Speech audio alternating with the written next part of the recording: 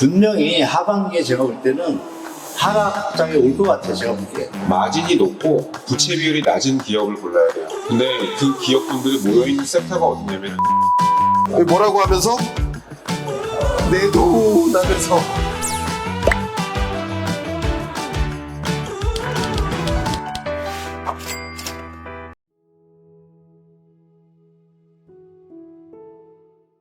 그럼 먼저 김광석 실장님을 무대 위로 모시겠습니다. 여러분 큰 박수로 맞이해 주시길 바랍니다.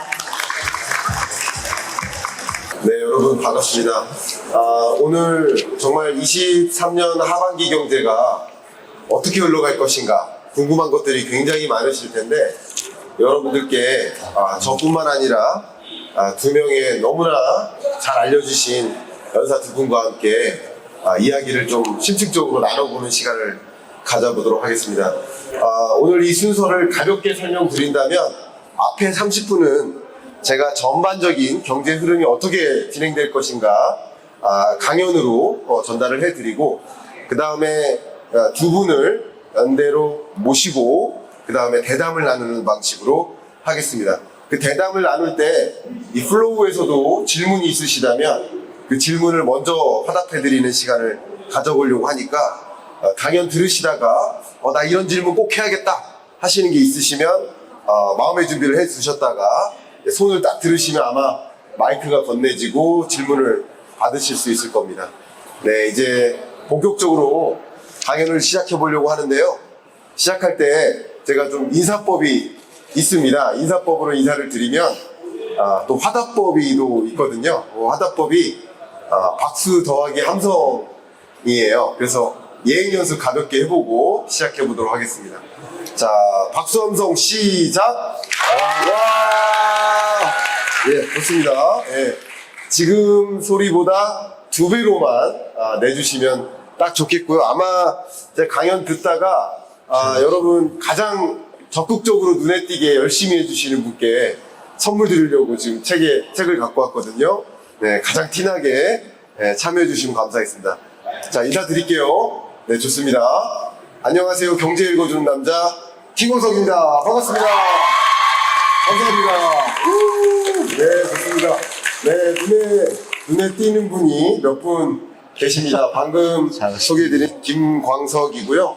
제가 여러분들께 최근에 발간한 이 책을 어떻게 보면 23년 하반기 경제의 모습을 여러분께 가장 먼저 전해드리는 그런 시간을 갖도록 하겠습니다. 질문 한번 드려볼게요. 여러분, 전쟁 전과 후는 같습니까? 전쟁 전과 후는 분명히 달라요. 전쟁 이후에 많은 숙제가 던져지고 있는 거예요. 그 숙제가 막 쌓이고 있는데 역시 바이든의 책상 위에도 보시는 것처럼 많은 숙제들이 쌓여 있는데 그 숙제 중에 맨 위에 있는 게 뭡니까? 잘 안 보이시죠? 네, 인플레이션, 고물가라는 숙제가 세계 경제에 떵하니 등장한 겁니다. 바이든도 그럴 것이지만 제롬 파월 연준 의장도 이놈의 물가 잡아야겠다 하면서 매우 이례적인 속도로 금리를 급격히 시켜 올리고 있는 모습인 거죠. 그러면서 어떤 현상이 나옵니까? 고물가, 고금리, 그리고 고물가, 고금리에 따른 역습. 그게 23년의 모습이라고 생각해 보시면 도움이 될 것 같아요. 하나하나 가보겠습니다.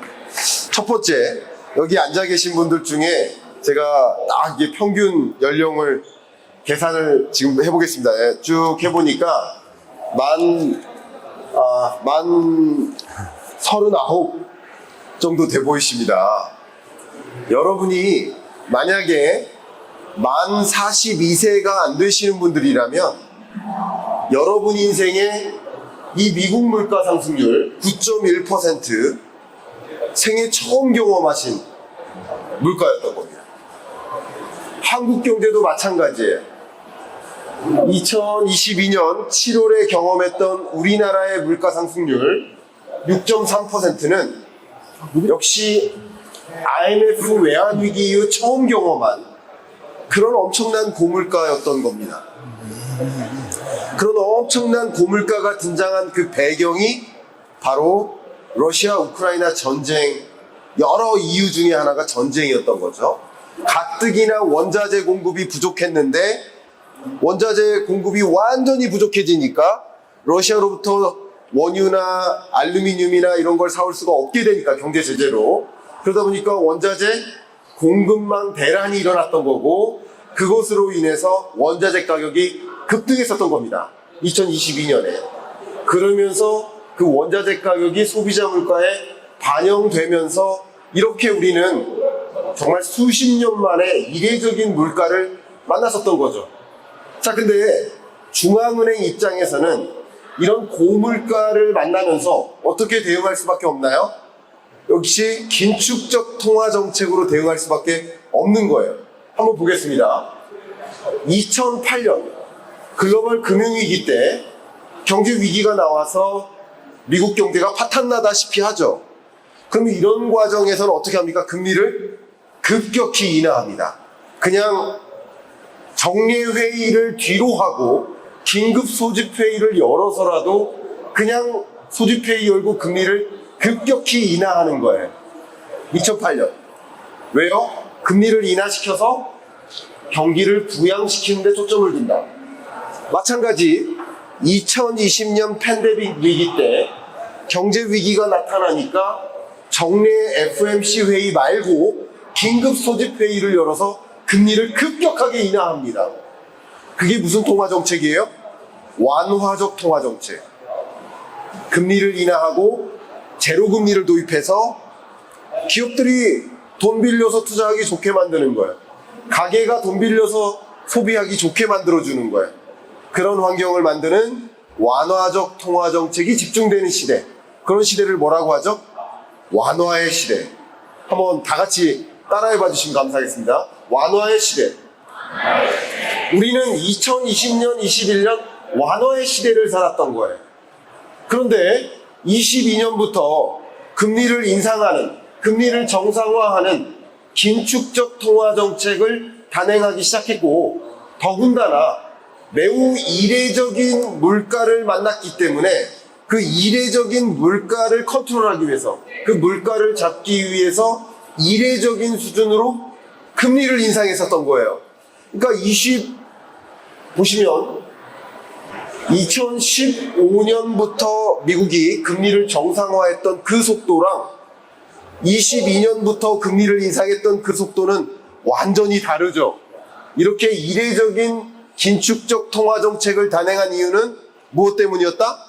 이례적인 물가 때문이었다. 이렇게 긴축적 통화 정책을 집중해서 일단 뭐를 잡자?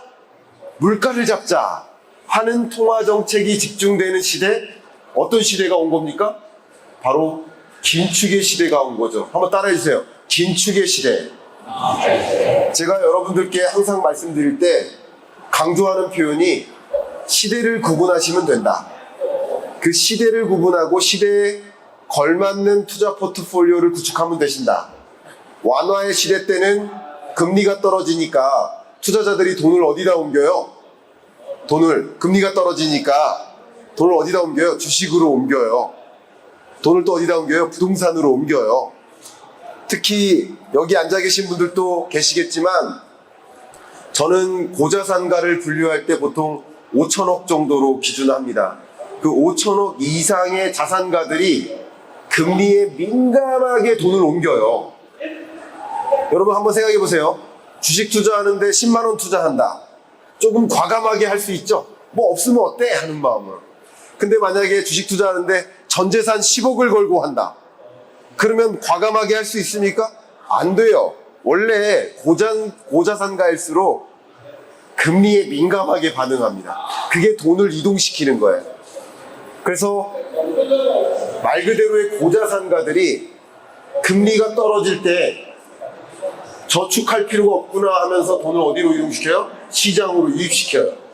그런데 반대로 금리를 인상하는 긴축의 시대에는 돈을 어디로 옮깁니까? 네, 은행으로 옮겨요. 자연스러운 일이에요. 그럼 여러분은 어떻게 하셔야 돼요?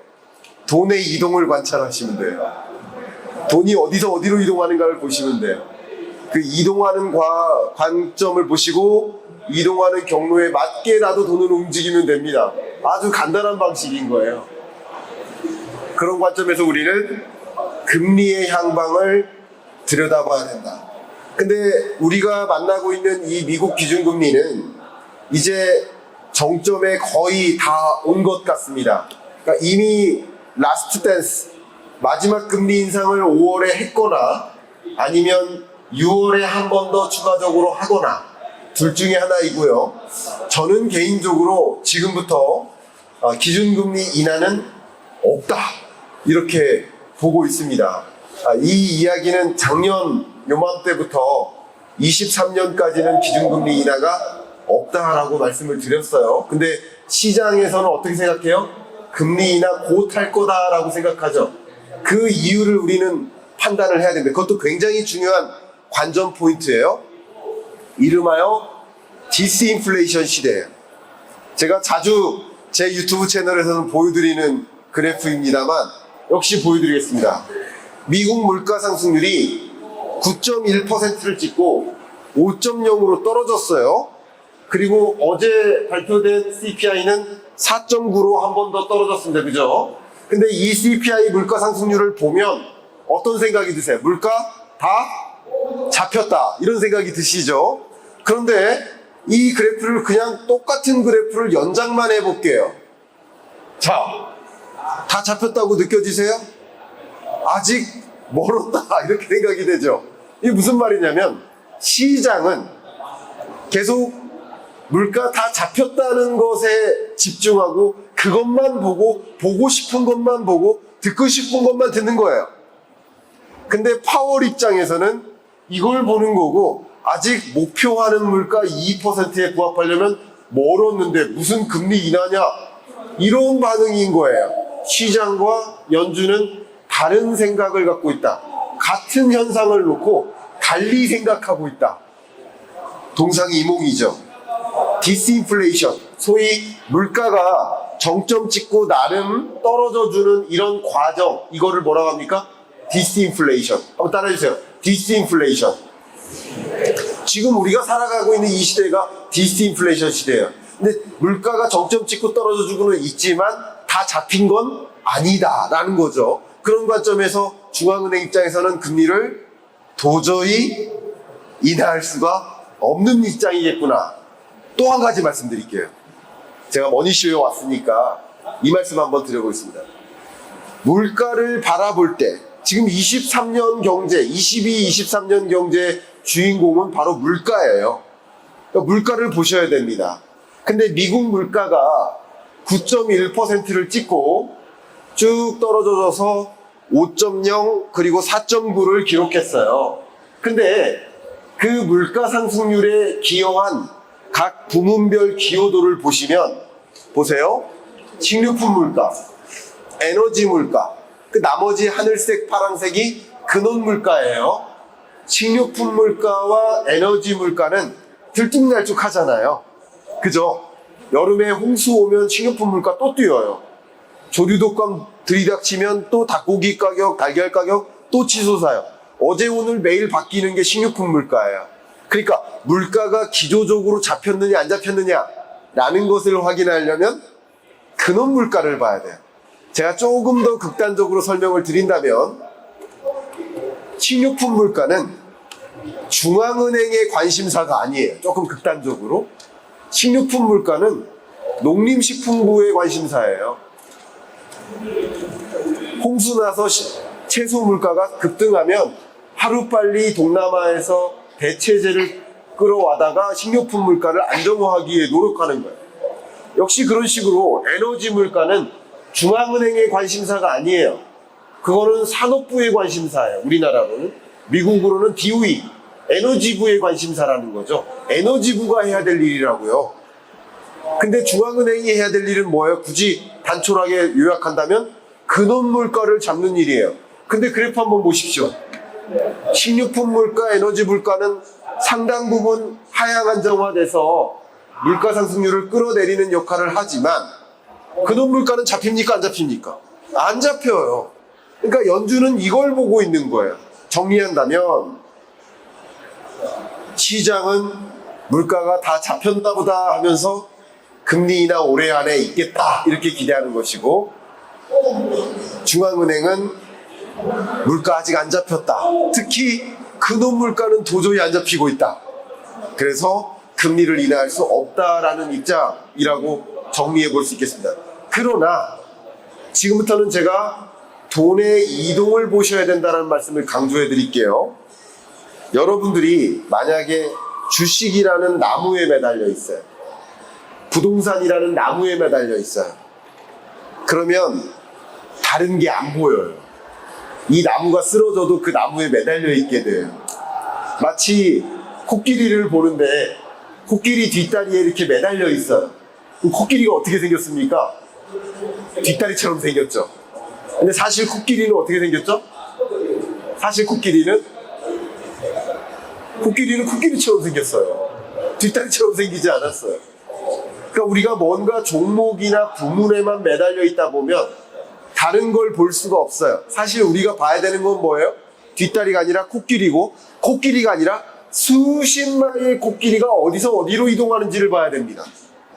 그러기 위해서는 코끼리에서 내려와서 산 정상으로 올라가야 돼요. 관찰해야 돼요. 실제 금리를 인상할 때는 자연스럽게 은행으로 돈이 쏠리기 마련이에요.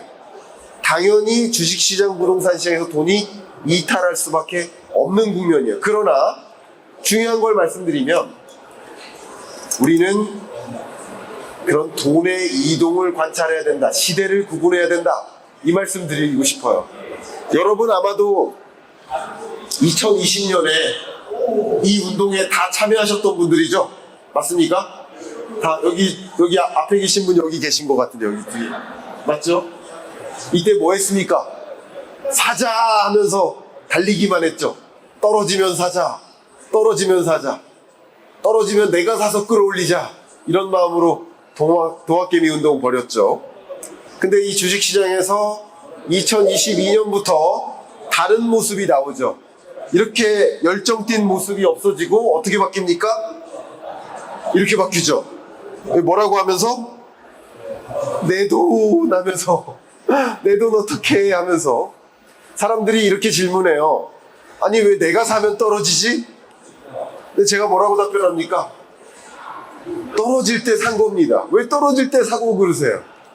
2020년, 21년은 완화의 시대, 금리 인하 제로금리의 시대. 그때는 그 공식이 맞았어요. 떨어지면 사고, 떨어지면 사고, 추격 매수하고 주식 보유 비중을 늘려나가는 노력, 그게 맞는 의사결정이에요. 그런데 22년은 긴축의 시대, 금리 인상의 시대, 급격히 금리를 인상하고 거액 자산가들이 돈을 은행으로 몰고 있는데 나 혼자 떨어지면 사고 떨어지면 샀던 거예요. 생각해 보세요. 한번 보세요. 많은 그 유튜브 채널에서 인플루언서들이, 우리 증권 주식 전문가들이 삼성전자가 2020년, 21년에 10만 전자 딱 찍었을 때 그때 목표 주가 25만 원, 떨어지면 계속 사는 거다 주장하죠. 근데 주가가 9만 전자로 떨어집니다. 이제 뭐라고 해요? 사람들이 싸다? 다 말아. 8만 전자로 떨어져요. 이제 뭐라고 해요? 말 조금 바꾸죠. 진짜 싸다 다 말아.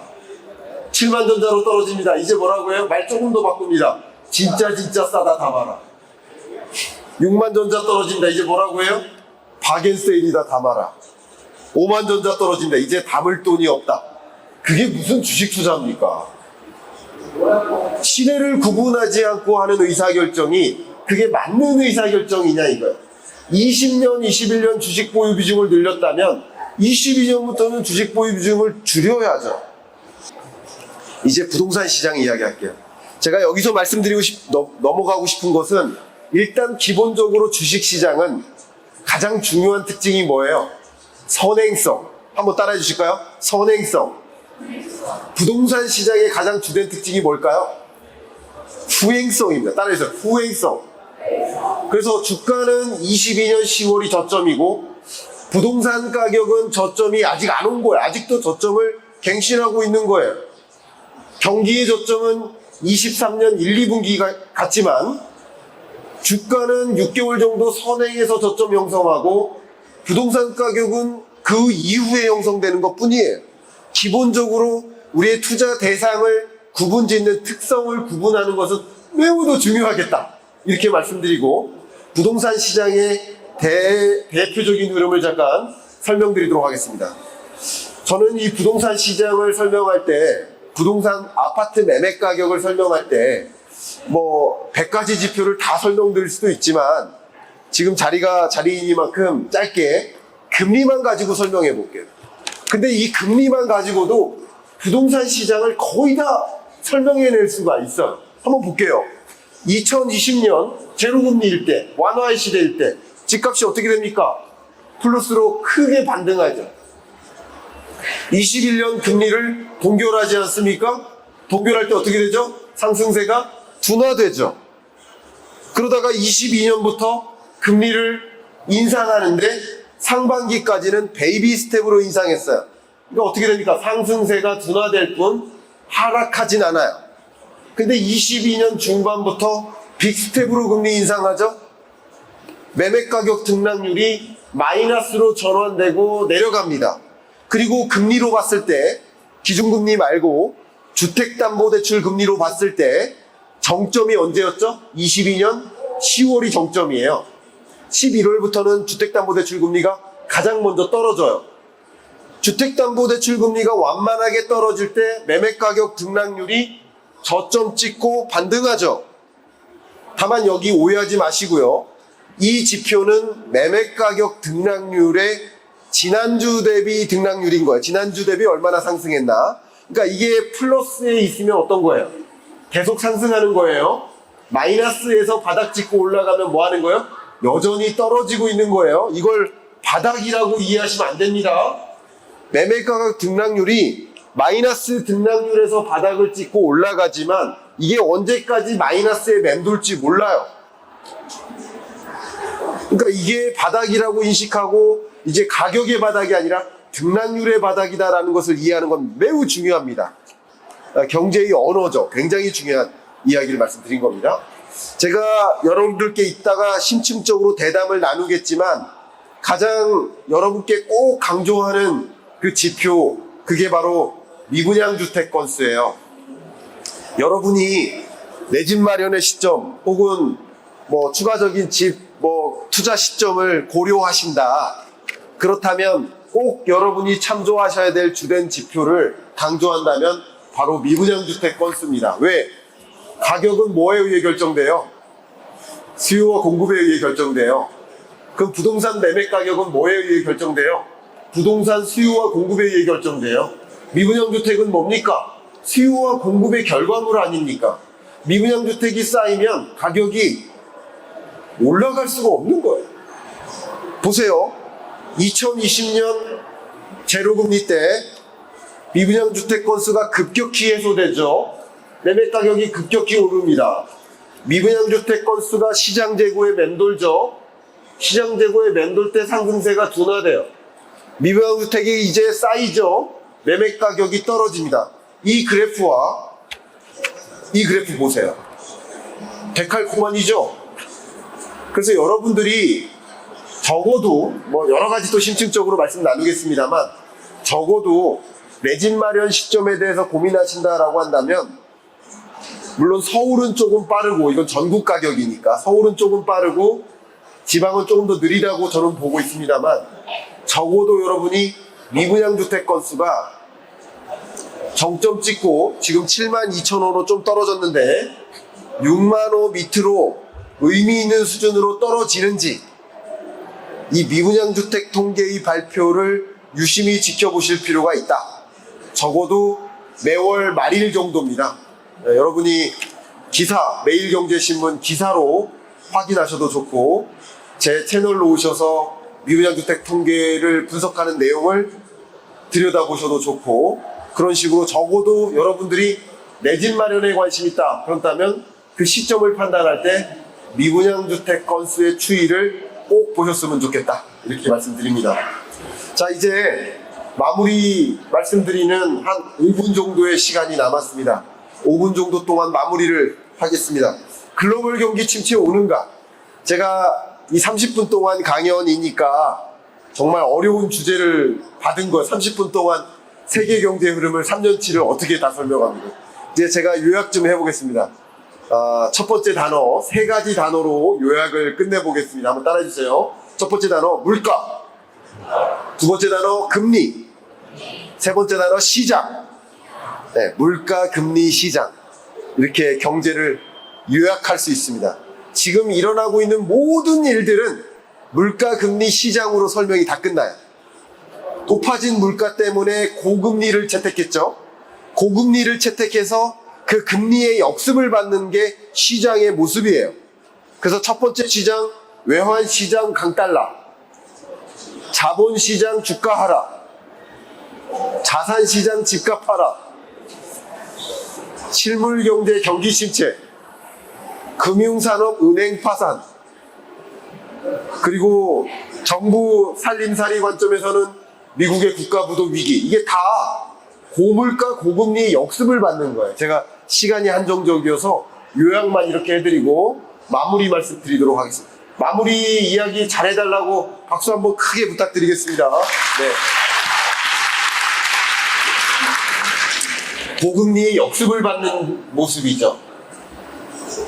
물가 잡겠다고 금리 올렸지만 그것의 역습을 받는 게 23년의 모습이고, 글로벌 경기 침체는 이미 시작된 것으로 보고 있습니다. 미국 경제조차도 그 과거에 전망했던 것보다 낮춰잡기만 하고 있죠. 물론 미국 경제가 매우 혹독한 어려운 경제까지는 아닙니다만, 마일드한 경기 침체입니다만 미국 경제도 경기 침체 국면이라고 정의할 수 있을 것 같습니다. 한국 경제는 말이죠, 제가 제 영상 보신 분들 아시겠지만 경험해보지 못한 경기 침체가 온다라고 말씀드렸어요. 왜 그런 얘기를 했느냐? 우리가 이런 저성장, 경기 침체는 경험한 적이 있는데, 이 경기 침체와 고물가가 동반된 적은 처음이에요. 경기 침체와 고물가를 같이 마주하는 그런 국면을 우리는 뭐라고 할까요? 그걸 스태그플레이션이라고. 한번 따라해주세요. 스태그플레이션. 그 스태그플레이션을 우리는 경험한 적이 없어요. 소득은 쪼그라드는데 물가만 치솟고, 고금리에 부담을 갖고 도저히 자산 가치는 쪼그라들어서 있는 자도 힘들어지는, 그게 스태그플레이션의 모습이에요. 지금 우리 스태그플레이션을 경험하고 있어요. 그렇게 작년에 올해 경제를 전망했었던 겁니다. 오히려 작년에 전망했던 게 이 점선같이 전망했는데, 오히려 그때보다 더 나빠졌으면 나빠졌지 좋아진 게 없습니다. 그렇게 정의 내리면 좋겠습니다. 마무리 말씀드리겠습니다. 2020년 세계 경제는 정말 말 그대로의 경제 위기를 만났고, 팬데믹 경제 위기, 그리고 22, 23년 세계 경제는 L자로 꺾여 들어가는 경기 침체 국면에 진입했다. 경제 위기와 경기 침체는 다르다. 그래프로 보이시죠? 이게 경제 위기고 이건 경기 침체니까 여러분 분명히 구분되실 거고, L자로 점점 꺼져 들어가는 과정, 그게 경기 침체다. 이렇게 생각하시면 도움이 되겠습니다. 한국 경제도 마찬가지예요. 20년 팬데믹 경제 위기를 만났죠. 회복되는 듯 했다가 다시 꼬꾸라져서 L자형 강한 경기 침체 국면에 진입한다.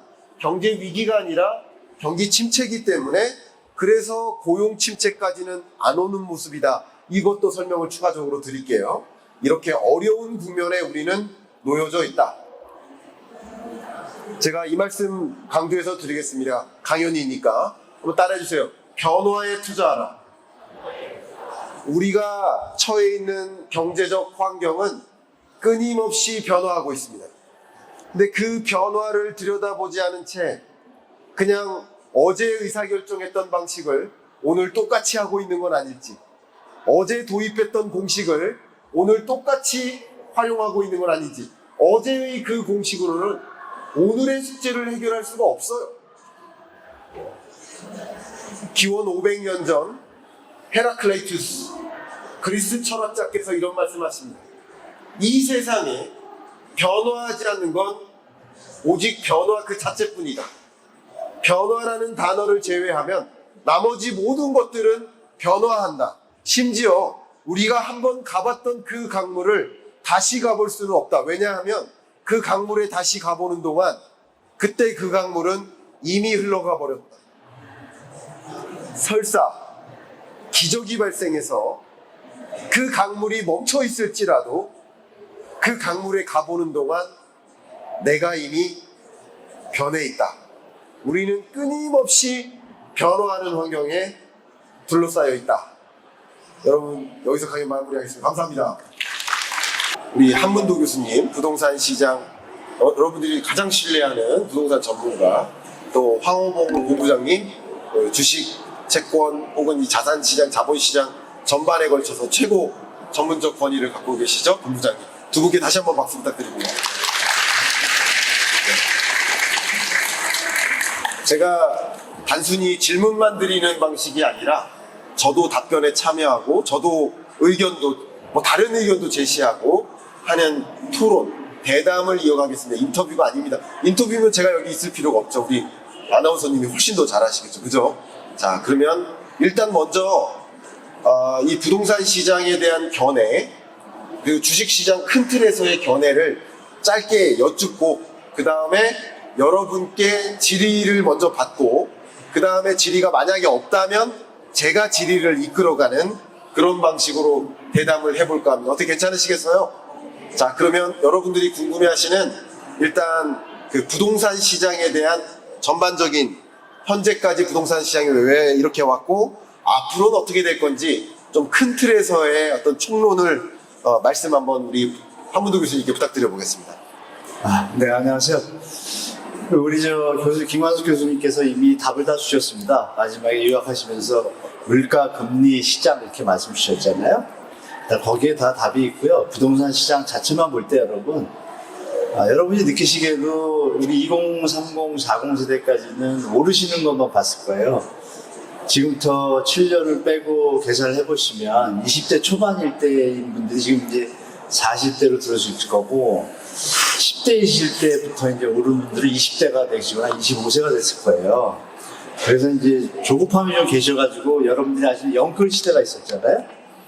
영끌 시대가 있었을 때 흐름을 보니까 무리해서 집들을 사시는 걸 제가 봤고 그 당시에 이미 우리가 간단하게 말씀드리면 우리 교수님 말씀 주셨지만 수요와 공급이 가격을 결정하잖아요. 근데 이제 수요 공급에서 그 조작적인 수요를 창출할 수 있습니다. 뭐 할 때? 대출을 일으킬 때. 그리고 분위기가 붐이 일어날 때. 그러면 이제 가수요가 발생을 하고 여러분이 말씀하신 주식시장에서는 상투, 부동산 시장에서 꼭지에서 사시게 됩니다. 그 현상이 끝났고 우리 교수님 말씀처럼 사이클상 철부지란 말이 너무 좀 좋게 들렸는데요. 그 철이 이미 지나가고 있었습니다. 2021년도부터. 그 데이터들이 어떤 데이터냐? 소득 대비 주택 가격의 수준하고 그리고 부담할 수 있는 능력을 넘어선 주택 가격의 수치들이 주택 구입 부담 지수라고 있습니다. 그 지수와 피케티 인덱스라고 있어요. 1, 2, 3, 1, 2가 있는데 그 수치가 전 세계 일본 피그 사태 때 그리스, 이태리 버블이 터질 때 그 수치가 그냥 쉽게 말씀드리면 한 7에서 8일 때 다 버블이 터집니다. 인덱스상에. 근데 대한민국이 재작년에 6.7을 찍었습니다. 그 일본이 6.98일 때 버블이 터졌고요. 그게 뭐냐면 자산의 양극화가 많이 돼서 수요가 받쳐주지 않는 시장은 잠시 공백기가 벌어지잖아요. 지금 공백기가 이제 시작된 겁니다. 그래서 우리 교수님이 답을 다 주셔가지고 제가 부동산 시장을 말씀드리면 앞으로 어떻게 될 건지가 이제 궁금하실 텐데요. 지금 다 보셨고 앞으로 올라갈 수 있으려면 수요가 받쳐줘야 되잖아요. 작년에 결혼쌍이 19만 쌍입니다. 제가 결혼할 때 43만 쌍이었어요. 그리고 적정 주택 공급량이 항상 여러 기관들이 가져왔던 것이 10년 전에 50만 원, 지금은 35만 원에서 40만인데 실제 결혼쌍은 19만이에요. 그럼 10년 뒤, 20년 뒤는 어떻게 될지 작년에 유치원이 700개가 피원했습니다. 그래서 수요가 받쳐줘야 된다고 교수님이 말씀하셨죠? 저도 거기에 맞춰서 말씀드리고 수요가 받쳐주지 않으면 시장의 상승력은 약하겠죠? 그리고 소득이 스태그플레이션이나 이런 경기 침체로 가면 소득이 안 내리잖아요. 금리는 또 쉽게 안 내리고 당분간 어려운 부동산 시장이 다시 올 것이다. 그래서 파도가 치는 시장이니까 잠시 쉬셨다가 1, 2년 뒤에 시장에 접어지는 게 현명한 판단이라고 말씀드리겠습니다. 좋은 말씀 감사합니다. 조금 있다가 또 부동산 관련해서 추가적인 질문 있으시면 얼마든지 또 부탁드리고, 일단 황호본 본부장님 모셨으니까 이 자본시장에 걸쳐서 어떤 모습인지 총론적으로 말씀을 좀 부탁드리겠습니다.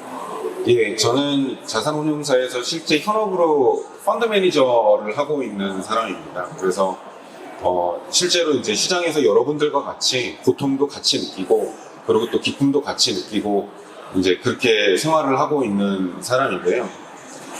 아까 정리를 너무 잘 해주셨습니다. 물가, 금리, 시장. 딱 이제 요 박자대로 이제 시장이 이제 흘러가고 있다라고 보고 있고요. 이제 물가 측면에서 말씀을 드리면, 이제 글로벌 시장, 그리고 이제 글로벌 시장의 60% 이상을 이제 미국이 거의 차지하고 있기 때문에, 이제 미국 시장을 중심으로 말씀을 드리면, 미국의 물가가 지금 떨어진 것처럼 보이고 있고, 앞으로도 많이 떨어질 것처럼 보이고 있어요.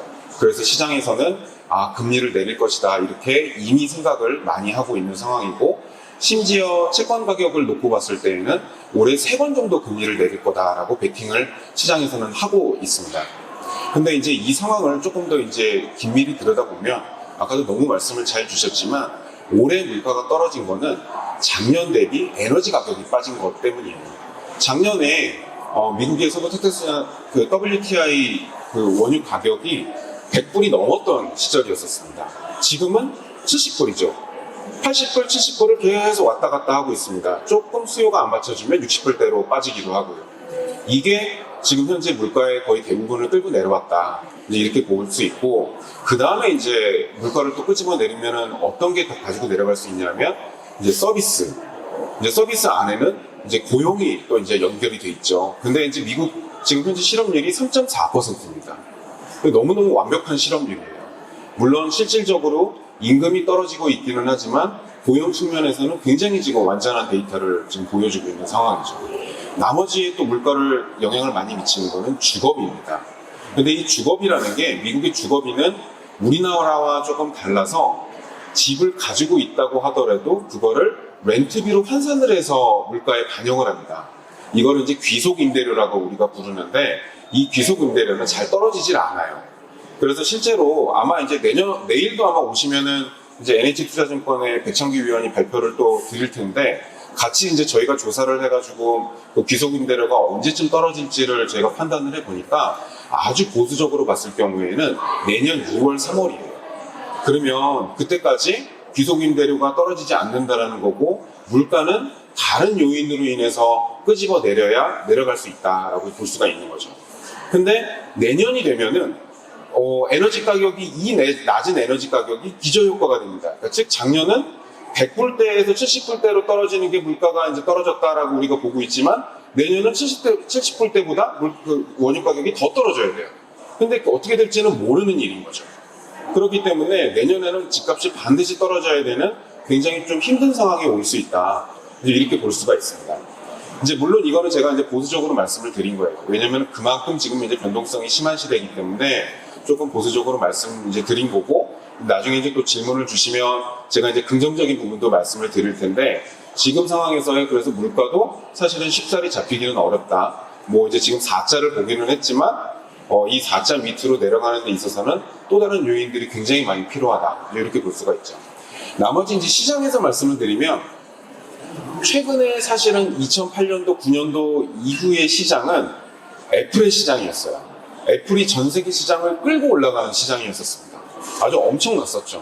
사실 S&P 500에만 투자를 하셨어도 여러분들이 4배의 자산 효과를 누리실 수 있었던 시대가 금융위기 때서부터 지금까지였었어요. 대단하죠. 근데 지금 앞으로의 시장은 그런 시장은 아니에요. 왜냐하면 그때는 금리가 제로였고, 지금은 아무리 많이 떨어진다고 하더라도 금리가 3%대 초중반 정도까지밖에 떨어지지 않을 거라고 보는 게 맞습니다. 그러면 지금 여지껏 10몇 년을 아주 공짜로 은행에서 돈 빌리고 아주 낮은 금리의 시장에서 돈을 빌려서 운영을 하던 기업들이 금리를 주고 이제 빌려야 된다라고 하면 아주 운영을 잘해야 돼요. 그리고 마진을 굉장히 높게 책정을 해서 그걸 소비자한테 전가할 수 있어야 됩니다. 그러니까 본인들이 떠안는 게 아니라 그 마진을 소비자들이랑 쉐어를 해야 되는 거예요. 엄청나게 힘든 시장이 올 거예요. 그래서 사실 시장에는 좀비 기업들이 많다라고 얘기를 했어요. 좀비 기업이라고 하면 뭐냐면 죽을 때가 되면 또 은행에 가가지고 돈 빌려가지고 직원들 월급 주고 은행 또 다시 이자 내고 또 이렇게 살다가 또 시장에 가서 돈 빌려갖고 와서 이렇게 살아가는 그런 기업들이 굉장히 그동안 많았는데 이런 기업들이 앞으로 선별이 될 거다. 그래서 아까 말씀드렸던 대로 물가, 금리, 시장에 따르면 지금부터는 철부지라고 말씀 주셨죠? 철이 완전히 달라지는 시장입니다. 그 시장에 여러분들께서 대응하시려면 우리 여기 교수님들 말씀 잘 들으시면서 공부를 계속 하셔야 되고 저도 이제 공부를 계속 하고 있습니다. 네. 감사합니다. 네, 말씀 감사합니다. 두 분 말씀에 어떤 총론적인 말씀을 우선 청해 들었고요. 여기 먼 걸음 또 해주셨으니까 플로우에서 나는 이 질문 안 하면 오늘 못 잘 것 같다 하시는 분 손 한번 들어봐 주십시오. 그러면 네, 저기 맨 뒤에 크게 손 들고 계십니다. 우리 마이크 옮겨지고 있습니다. 아니, 운동이 된다는 말도 들었었는데 분당의 앞으로의 시세 변화를 어떻게 보시는지도 궁금합니다. 감사합니다. 네, 감사합니다. 네, 판문교수님께 네, 감사합니다. 너무 많은 투자 전략을 갖고 계신데요. 지금 현재 무주택자신가요? 1주택자? 1주택자요. 아, 네. 하나 더 하시려고요? 갈아타기 하시려고요? 지금 1주택자인데 그거는 전세 놓고 있고요. 네. 저도 전세로 따로 살고 있어요. 근데 하나 더 하실 거예요? 네, 맞아요. 처리하고 하실 거예요? 처리는 안 하려고요. 안 하시려고요? 네. 그럼 두 번째 거 사실 때 대출 받으셔야 돼? 대출 이겨야 돼? 투자를 받아야 돼요. 그러면 일단은, 네, 알겠습니다. 일단은 지금 그렇게 무리한 대출은 아닌가 보네요. 그 대출이. 네, 할 수는 있어요. 네. 근데 아까 우리 교수님이 말씀 주셨잖아요. 철부지란 말씀을요. 그리고 이제 일기 신도시에 대해서 좀 모르시는 분이 많아서 장밋빛을 많이 갖고 계신데 도시계획을 하신 분들은 아시겠지만 일기 신도시 같이 대면적의 기존의 도심을 도시계획을 잡고 마스터 플랜을 잡는 데는 보통 해외 같은 경우에 보면 10년 정도 걸립니다. 20년 정도. 그래서 대체 부지가 없기 때문에 여러 가지 문제가 많습니다. 그리고 일기 신도시의 그 단지마다 특성이 다 다르잖아요. 분당 같은 경우에 분당이 이제 천당 때 분당을 좋아하시는데 단지마다 특성이 다르잖아요. 그럼 단지마다 요구사항이 다르기 때문에 여러분 생각해 보십시오. 대치동 음마 아파트가 지금 투자를 하신 분들이 묶여 계시잖아요. 20년 동안. 물론 지금 많이 올랐지만 등락이 심하다 보니까 마음고생이 있으신 분도 있을 거고 여유 있는 분들은 오래 가겠죠. 결론은 뭐냐? 분당의 재건축을 투자하실 때는 20년 생각하시고 투자하면 상관없습니다. 10년 보시면 낭패 볼 수가 있어요. 왜냐하면 순환경 개발을 할 수밖에 없기 때문에 전면 철거를 할 수 없잖아요. 한 번에. 순환 개발을 하기 때문에 어느 지역은 20년, 30년 뒤에 마무리될 수도 있습니다. 그래서 묶일 수도 있다는 얘기예요. 그 사이에 인구 구조가 말씀 아까 드렸지만 10년, 20년 사이에 급변할 겁니다. 그리고 생각하는 것보다 여러분들이 아시는 일본의 일부 경쟁력이 떨어지는 신도시들은 이제 약세를 면할 수 없거든요. 그런 부분을 보셔야 되고 투자의 개념에서 지금은 적절한 때라고 생각하지 않습니다. 지금 데드캣 바운스 타임이라서 지금 사는 분들이 대출 끼고 다 사시잖아요. 역으로 대출 지금 매물이 지금 증가하고 있는 건 여러분 잘 아셔야 됩니다. 전국적으로 물건이 3,000개가 팔리는데 나오는 추가되는 매물이 5,000개씩이에요. 그래서 지금 1년 내내 1월 달부터 지금 4월까지 거래량이 많이 늘었다고 하지만 평균 거래량의 반토막 수준입니다. 근데 이것이 워낙 바닥이 낮다 보니까 많이 거래됐다고 판단돼가지고 또 오를까봐 라고 생각하는데 여러분 생각하시면 2030 세대 40의 매입 비중이 지금 높아졌잖아요. 그러면 10,000개일 때 20%면 2,000개가 팔렸죠. 지금 3,000개에 50%는 몇 개가 팔린 거예요? 1,500개 줄었죠. 근데 여기서 만약 더 줄면 어떻게 되죠? 더 줄죠. 수요가 없어지면 이제 끝이거든요. 역으로 여러분들이 금리나 금리를 인상하면 부동산은 후행성을 갖고 있다고 했잖아요. 아까 교수님들이. 후행성을 가지니까 어떻게 되겠어요? 지금 무리하게 투자하신 레버리지가 많은 분들은 지금 버티고 있거든요. 코픽스 금리가 6개월마다 바뀌거든요. 1월부터 지금 이자가 부담이 되기 시작합니다. 올해 1월. 작년에 아마 올랐어도 올해 1월부터 무리하게 투자한 분들이 부담을 느끼기 시작해서 보통 예전에 2008년이나 IMF를 봐도 3개월, 6개월은 버팁니다. 9개월 넘어면 못 버텨요. 경매 낙찰률이 지금 떨어지고 있고 선행 기수거든요. 그러니까 너무 시장을 지금 장밋빛으로 보시면 안 되고 분명히 하반기에 제가 볼 때는 하락장에 올 것 같아요. 제가 보기에. 안 오면은 내년 봄에 올 거거든요. 왜? 입주 물량이 너무 많습니다. 강남에도 2만 오고 다 말씀드릴 수 없지만 결론적으로 말씀드리면 투자 전략이 돈이 좀 있으시니까 하시는 거잖아요. 여유가 없으면 못하죠. 무주택자분들은 지금 이 비싼 집값에 그럼 여기서 결정적인 하나 말씀드리면 살 사람이 있어야 지금 투자가 되는 거잖아요. 그죠? 그럼 수요를 보세요. 서울의 유주택자가 50%고 무주택자 50%죠? 서울의 2021년 말 소득 분포에서 2인 근로자 가구 소득의 평균이 얼마냐면 7천만 원 이하가 70% 좀 넘습니다. 7천만 원이면 월 실수령액은 보험, 연금 다 빼면 480만 원이고요. 연봉 5천이면 402만 원이에요. 현재 주택 가격을 감당할 수 없습니다. 그러면 나머지 50%는 7천도 안 되겠죠, 연봉이. 5천 이하겠죠. 그래서 수요가 줄고 거래량이 준 겁니다. 그 와중에 여러분 잘 기억하셔야 돼요. 미국이 금리를 올리기 전에 그죠? 우리나라 거래량이 줄었어요. 근데 금리를 올리니까 더 내린 거죠. 지금 내리나요? 금리를 안 내리잖아요. 그러면 어떤 물건이 나올까요, 앞으로? 그래서 쉽게 말씀드리면 타임을 좀 늦게 하셔서 좀 답변이 길어서 죄송한데 너무 지금 말씀하신 게 여윳돈이 있다 보니까 진짜 자산가들 지금 여윳돈을요 기다리고 있습니다. 완전히 한번 바닥을 지나는 걸 확인할 기다리고 계세요. 근데 이제 젊은 분들은 7, 8년 동안 오르는 것 보다 보니까 타입을 놓칠까봐 좀 조급해하는 경향이 있으신 것 같은데 생명의 시장 없으니까 6개월, 1년 더 보셔도 제가 볼 때 시장 그렇게 크게 변동할 힘이 좀 약해 보입니다. 그래서 좀 연말쯤에 하시는 게 좋을 것 같습니다. 그때 보시면서 투자하시는 게 나을 것 같아요. 어디를 하시던 간에. 다음 또 플로우에서 한두 분 질문을 더 받으려고 하는데 가장 먼저 손 드신 분이 여기 앞에 계세요. 맨 앞에.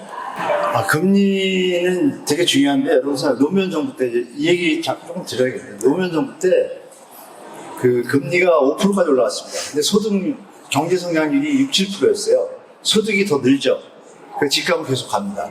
그러니까 금도 영향이 있지만 소득이 더 늘면 집값은 올라갈 수 있어요. 그런데 그렇지 않다면 내려가겠죠. 금리가 중요한데 경제 상황을 보셔야 됩니다. 우리가 경제 성장기라면 지금도 따라갈 수 있습니다. 집값이 올라갈 수 있고. 근데 지금은 반대죠. 그래서 제가 볼 때는 좀 어려운 장이 좀 될 거라고 말씀드리겠습니다. 네, 좋습니다. 혹시 이제 부동산 시장 말고 자본시장 관점에서 혹시 질문이 있으신 분이 계시다면 저기 뒤에. 예.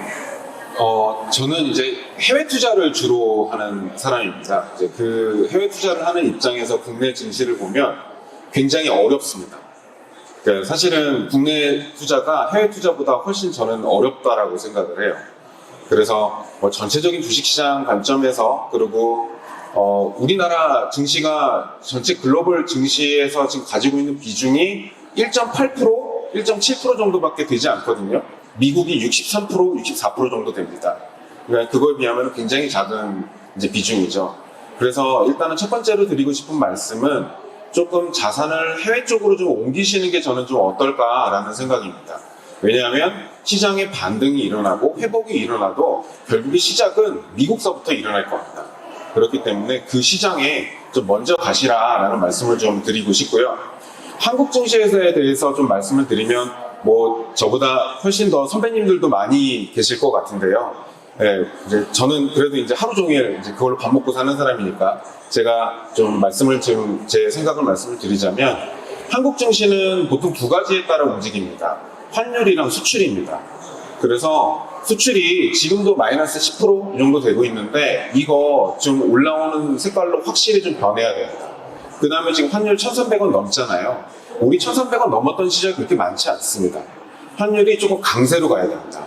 그래서 수출이 조금 플러스 정도로 돌아서 주고 그 다음에 환율이 강세로 가는 그 흐름이 조금 무난하게 나타날 경우에는 그때는 우리나라 증시도 전반적으로 힘을 받을 거라고 보고 있습니다.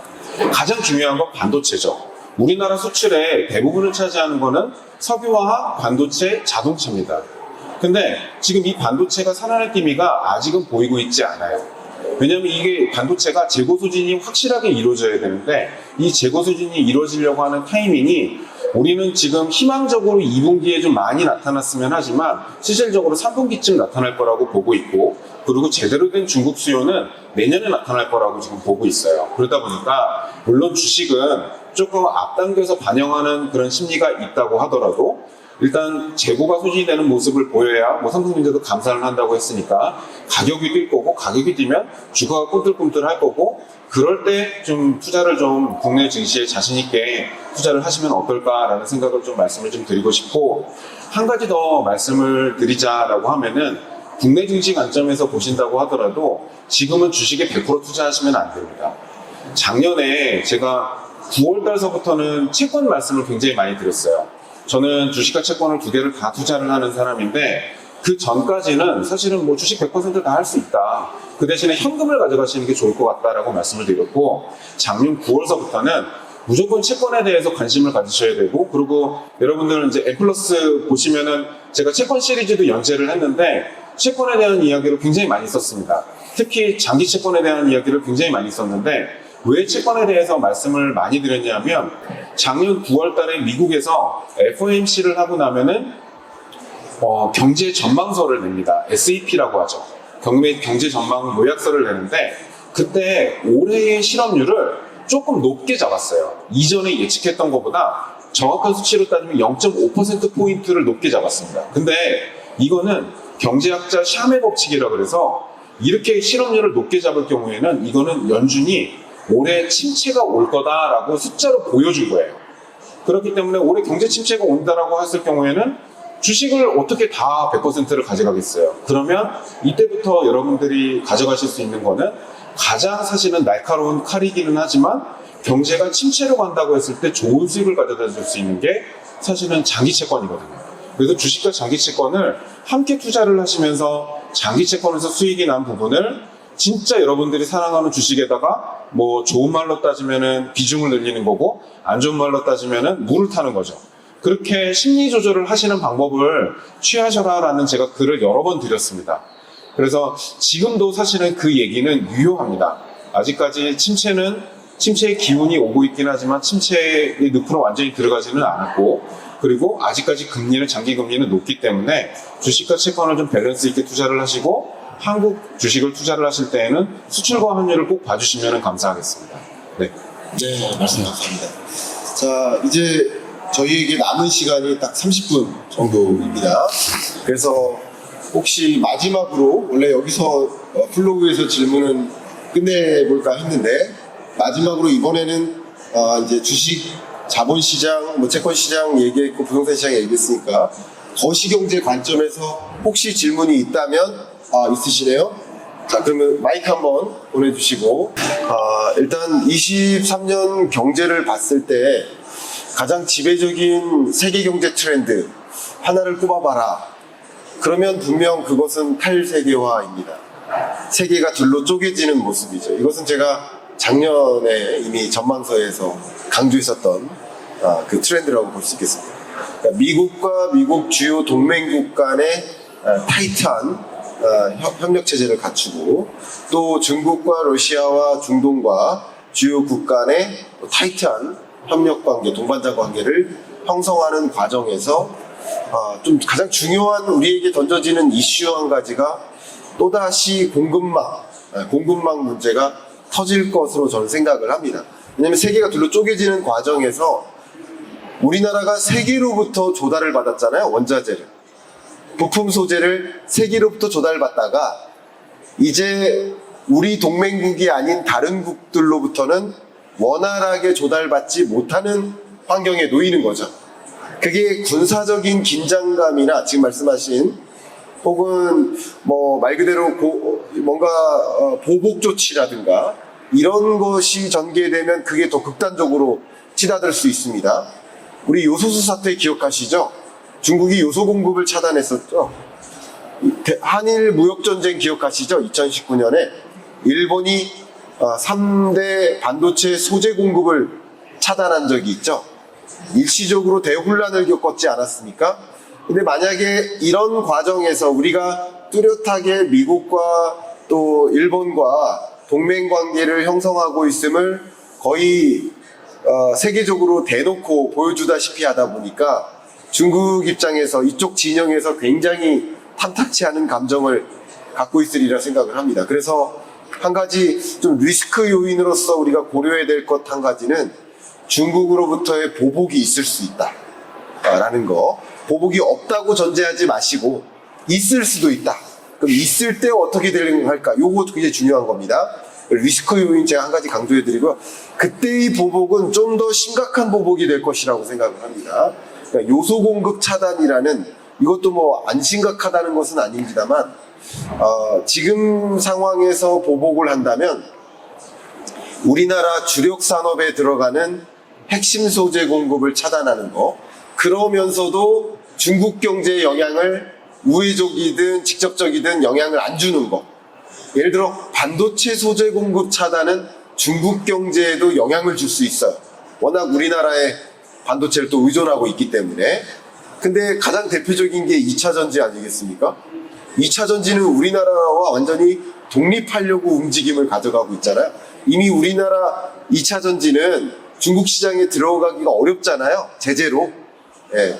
이 기술적 제재를 가져가지고 기술적 제재를 바탕으로 한국 2차 전지를 도입하지 못하도록 지금 체제를 만들고 있는데, 그런 과정이니까 2차 전지의 핵심 소재 공급을 중국이 차단함으로써 우리 경제에 심각한 문제를 주고, 그것을 바탕으로 중국의 어떻게 보면 2차 전지 영역에서의 어떤 야심을 더 펼쳐나갈 계획을 하지 않을까 하는 추정을 하고 있습니다. 그러니까 제가 꼭 2차 전지 소재라고 강조하는 것은 아니고, 어쨌든 한국 경제를 좀 흔들 만한, 또 미래 산업을 중국이 그걸 기회로 가져갈 만한 그런 영역에 공급을 할 테지, 소위 뭐 예를 들어서 이쑤시개 공급 안 하겠냐 이거예요. 성냥 공급 안 하겠냐 이거예요. 한국을 흔들 만한 공급을 차단할 거라고 저는 생각을 해요. 그런 관점에서 어떤 방면에 중국으로부터의 소재 공급 차단이라는 공격이 있을 수 있다, 이런 리스크에 먼저 리스크 요인이 있을 수 있다 생각하시고, 그런 시나리오가 있을 때 나는 어떻게 할까, 이런 생각은 미리 하실 필요가 있지 않을까 의견을 좀 드립니다. 그리고 앞에 말씀하셨던 것처럼 그게 군사적인 충돌까지 이어진다. 그럼 여러분 거의 상식, 공식처럼 생각하고 있는 게 뭡니까? 그렇게 전쟁처럼 무지막지한 어떤 리스크가 딱 등장한다. 그러면 세계 70억 인구가 어떤 생각을 합니까? 공격적 투자 자산에 투자해야 되겠다라고 생각합니까? 안전자산에 투자해야 되겠다고 생각합니까? 안전자산이죠. 그래서 팬데믹 선언할 때 강달러가 급격히 왔고요. 러시아 우크라이나 전쟁 왔을 때 강달러가 일시적으로 와요. 그러니까 빅스 지수를 보시면 정점으로 통과하죠. 그죠? 그런 것처럼 불확실성 요인이라고 보시면 됩니다. 전쟁은. 그럼 불확실성 요인이 등장하게 되면, 그렇게 되면 당연히 안전자산 선호 현상이 집중될 것이고, 일시적으로라도 초강달러 기조가 다시 나타날 수 있어요. 일시적으로라도. 그래서 그런 기조를 좀 이해하시고, 그런 제가 뭐 전쟁이 날 거다, 중국의 보복이 있을 거다 이렇게 강조하는 게 아니라, 그런 시나리오에 있을 때 이 경제 영역에서 혹은 자본시장 영역에서 어떤 움직임이 있을까라는 것을 미리 시나리오로 구성을 해놓고, 그런 시나리오가 전개될 때 그런 방식으로 여러분께서 대응하실 필요가 있지 않을까 의견을 드립니다. 자, 그리고 주셨던 질문 중에 마지막으로 미시적인 질문, 특히 이제 SK온까지 이제 가정을 해주셨는데, 주식이라는 관점에서 또 중장기 투자라는 관점에서 우리 본부장님 어떤 생각 갖고 계신지 좀 말씀을 여쭙겠습니다.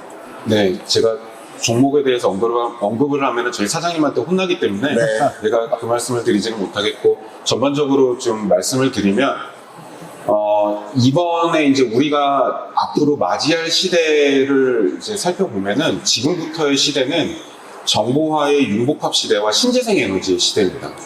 그거에 사실은 이제 핵심적으로 가져가야 되는 부분은 반도체예요. 반도체는 절대 빼놓을 수 없는 부분이다. 그러니까 반도체를 투자하셔라 라고 이제 말씀을 드리면, 그럼 삼성전자, SK하이닉스 사야지 라고 생각을 하시지만, 조금 이제 태평양을 건너서 미국으로 가게 되면은 엔비디아도 있고요, 이제 브로드컴도 있고요, 반도체 장비를 하고 있는 유럽에 가면 ASML도 있고요, 엄청 많습니다. 이 내에서 이제 자금이 도는 거죠. 이 내에서 자금이 도는 거니까 꼭 아까도 제가 말씀드렸듯이 조금 어려우시더라도 눈을 넓히셔가지고 지금 현재 반도체 시장을 누가 끌고 가고 있는지를 좀 글로벌리하게 보셔서 그거에 대한 비중은 장기적으로 가져가셔라 라는 말씀을 드리고 싶고, 신재생 에너지는 앞으로 다가올 사실은 필수 테마입니다. 이게 뭐 전 세계적으로 뭐 ESG가 지금 현재 전체적인 테마가 돼서 그런 것도 있지만 사실 그보다는 중국의 영향도 굉장히 저는 크다라고 생각을 해요. 중국이 80%를 중동으로부터 원유를 수입을 하는데 그 원유를 수입하는 그 길에, 호르무즈 해협과 말라카 해협 그 길에 미국의 항공모함이 딱 서 있습니다. 어느 날 갑자기 아까 대만이랑 뭐 이렇게 충돌도 말씀을 주셨지만 어느 날 갑자기 미국이 니네 가지 마. 그러면 중국 입장에서는 에너지의 길이 끊길 수도 있는 거예요. 뭐 이거는 제가 그냥 여담으로 드리는 말씀이지만 전체적으로 크게 말씀을 드리면 중국의 에너지 자립을 위해서는 신재생 에너지가 꼭 필요합니다. 그렇기 때문에 중국은 아주 오래전서부터 정말 신재생 에너지에 대한 부분을 촘촘하게 준비를 해왔고 그게 2차 전지까지도 지금 이어지고 있는 부분이다라고 생각을 하시면 감을 잡으실 수 있을 거예요. 지금부터는 이제 신재생 에너지의 전쟁의 시대입니다. 이제 유가 전쟁도 물론 계속 지속이 되겠지만 신재생 에너지의 전쟁의 시대에 맞는 종목들을 꼭 가져가시는데 이쪽은 변동성이 커요. 그래서 이 부분에 대한 비중은 사실은 뭐 많이 가져가고 오르는 종목을 보면 많이 가져가고 싶으시겠지만 욕심을 조금 많이 낮춰서 좀 접근을 하셨으면 좋겠습니다. 아니면 아주 장기적으로 가져가시든지. 네. 먼저 한문도 교수님께 좀 질문 드리고 또 저도 의견 좀 드리고 네. 하도록 하겠습니다. 일단 시간이 별로 없으니까 요거는 한번 강조하고 싶어요. 교수님께. 네. 우리가 뭐 내 집 마련의 시점을 고민한다 네. 라고 했을 때 네. 요것만은 꼭 고려하라. 뭐 이런 것들 꼭 강조해 주실 것들 설명해 주시면 감사하겠습니다. 일단 시장의 변동성이 심한 상황이 됐고 아직도 정리가 안 됐다는 건 다 아시고요. 부동산 시장이 말씀하신 거시기인지도 다 그렇고요. 그래서 이제 중요한 점은 뭐냐면 자기 자산 상태를 보셔야 됩니다. 자기 자산 상태에서 부동산을 투자하시던 내 집 마련을 하시던 소득의 30% 선을 넘지 않았으면 자기가 만약에 500만 원 번다. 30%는 150만 원이죠. 150만 원이 대출 원리금으로 상환되는 선에서 하는 건 비싸든 싸든 제가 추천드립니다. 왜? 감내할 수 있거든요. 그 진폭을. 그러나 그 비율이 50% 넘어가면 힘듭니다. 특히 다주택자분들 중에서 지금 무리하게 가지고 하시는 분들은 역전세가 나면 나중에 파산합니다. 바로. 그래서 지금 너무 붙들어가지 마시고 자산관리 잘 하셔야 된다고 보고요. 일반 무주택자분들은 청약 있지 않습니까? 청약에 이제 3기 신도시가 착공을 했기 때문에 올해 하반기에 좀 많이 나올 겁니다. 내년 총선도 있고 해서 하반기에 젊은이나 신혼부부들을 위한 정책성 공급이 많을 거예요. 그때 도전하시는 게 분양가도 지금 내려왔기 때문에 분양가도 약간 저렴할 겁니다. 이렇게 접근하시고 투자하실 분들은 제가 볼 때 연말이 지난 다음에 두 분 말씀하신 것처럼 시간이 경과한 다음에 가셔도 되지 않겠다라고 말씀드리겠습니다. 네. 좋은 말씀 주셨고요. 저도 이제 부동산 시장 관점에서 아까 질문이 나왔었는데 제가 답변을 한 가지만 좀 드릴 수 있도록 하겠습니다. 금리와 부동산 시장 간에 관계가 없다. 그 관계가 있음을 아마 한 5시간 동안 설명드릴 수 있을 것 같고 100가지 이유를 대드릴 수 있는데 그냥 한 가지만 제가 명확한 걸 꼽아드리도록 하겠습니다. 금리와 부동산 시장은 관계가 있다라는 말씀을 잠깐 꼬집어서 설명드리겠습니다. 금리가 치솟아요. 금리가 치솟으면 우리 세입자들이 어떤 생각을 합니까? 내가 굳이 전세 살아야 되나? 그러니까 뭘 선호해요? 월세 선호 현상이 나옵니다. 이건 지배적인 현상이에요. 금리가 오를 때마다 등장하는 현상이 월세 선호 현상이에요. 월세를 선호합니다. 굳이 높은 금리로 전세담보대출 껴다가 전세 살아야 되나?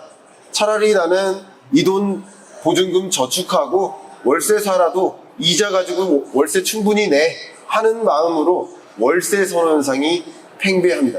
그리고 더더군다나 지금보다도 지난 10년 전보다 지금이 월세 선호 현상이 더 강하고요. 금리에 따라서 앞으로 10년 후에는 금리에 따라서 월세 선호 현상이 더 강해질 거예요. 왜 그러냐면 1인 가구가 지배적이기 때문에 지금도 2인 가구보다 1인 가구가 많아요. 3인 가구보다 1인 가구가 많아요. 4인 가구보다도 1인 가구가 많아요. 지금도. 앞으로는 1인 가구가 더 지배적인 가구 유형이 됩니다. 그렇기 때문에 더 금리에 민감하게 월세로 전환하는 의지가 강해집니다. 어쨌든 금리가 올라가니 월세 선호 현상이 집중돼요.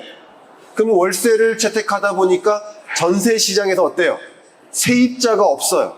그러면 사실 다주택자가 세입자를 끼고 있는 거 아니에요? 여러분, 부동산 시장을 움직이는 건 다주택자예요. 내 집 마련은 크게 요동치게 만들지 않아요. 내 집 마련 수요는 어차피 1가구 1주택이고 이사 수요에 해당되기 때문에 다주택자들이 말 그대로 집을 이만큼 사야겠다, 안 사야겠다, 이게 시장을 움직이는 경향이 강해요. 근데 다주택자 입장에서 세입자가 안 나타납니다. 다음 세입자가.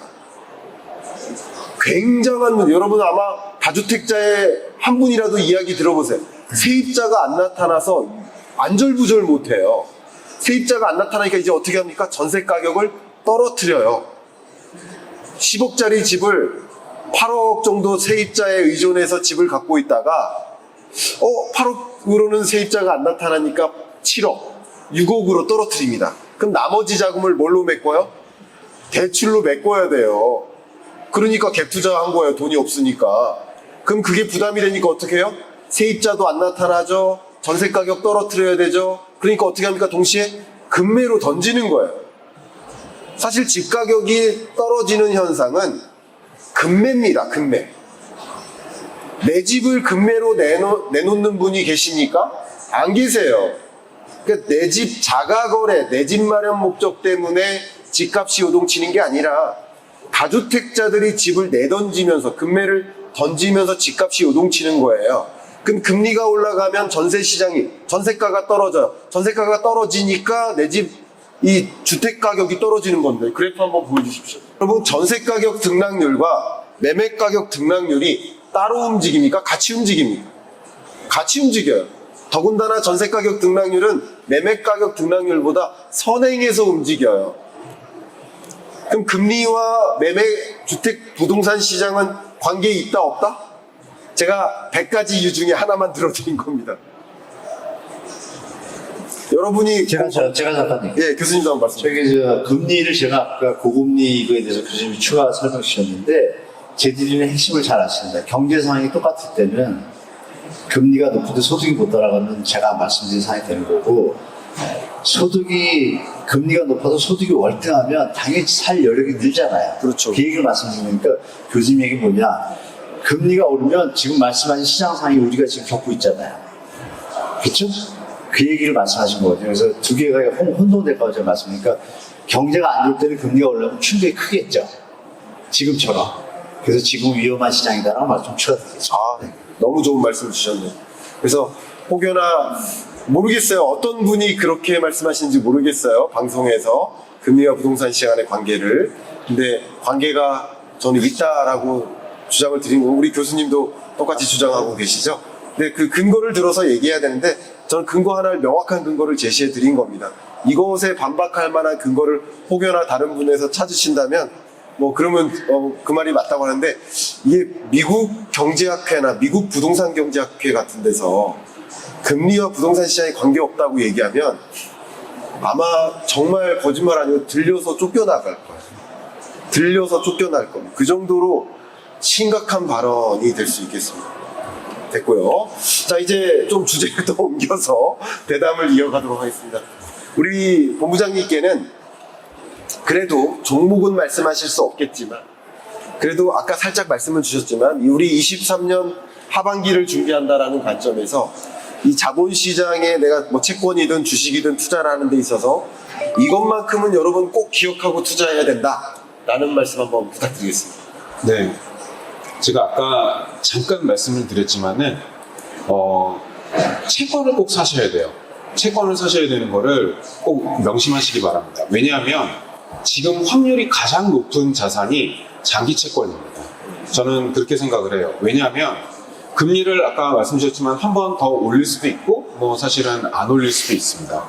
저는 이번 성명서와 기자들과의 질의응답을 하는 과정에서 사실 이번이 거의 사실상 끝이다라고 이제 개인적으로는 생각을 하고 있고 이제 그렇게 실제로도 운용을 하고 있는데 그렇다고 하더라도 사람 일은 또 모르니까요. 근데 한 번 정도 금리를 더 올린다고 하더라도 그래도 장기채가 저는 더 좋다라고 생각을 하는 건 장기 금리라고 하는 거의 특성상 시장이 침체가 온다라고 했을 경우에는 금리가 내려가게 돼 있습니다. 그러면 채권은 가격이 올라가게 되겠죠.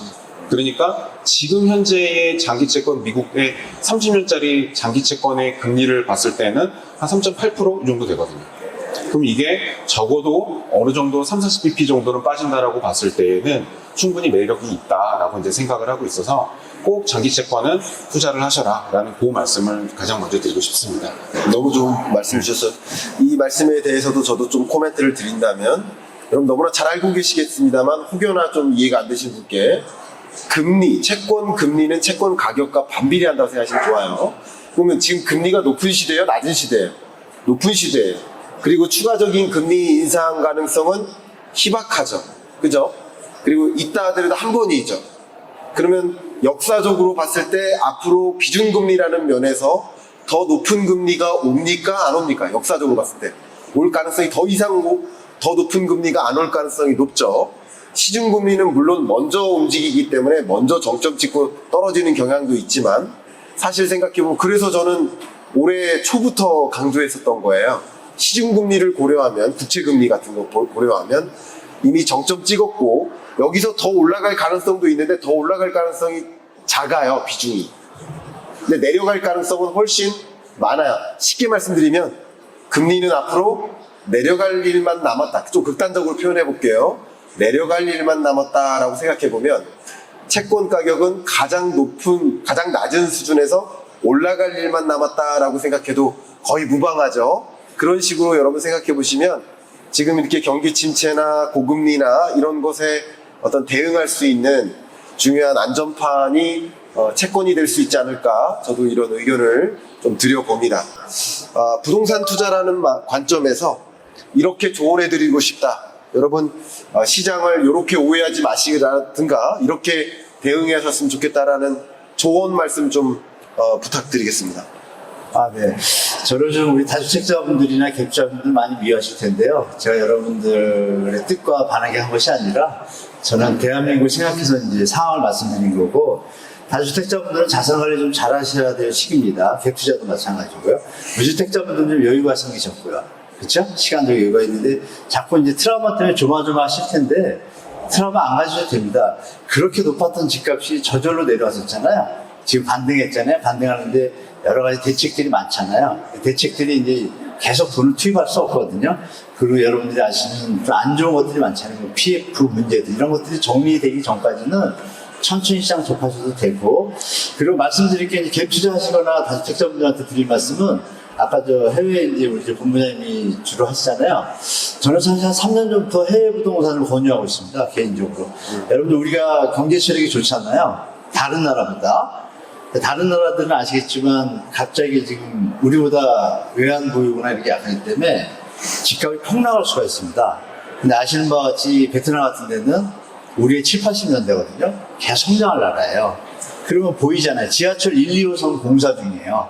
대한민국은 지금 9호선, 10호선 서울이 가는데 지방도 막 4호선, 5호선. 그럼 거기에 성장 속도는 보이잖아요. 다만 이제 제도상으로 법적인 문제들이 있는데 그런 부분들이 이제 정부에서 아마 해외 쪽으로 부동산을 투자하는 길을 열어줄 것 같아요. 제가 볼 때 5년, 10년 안에는.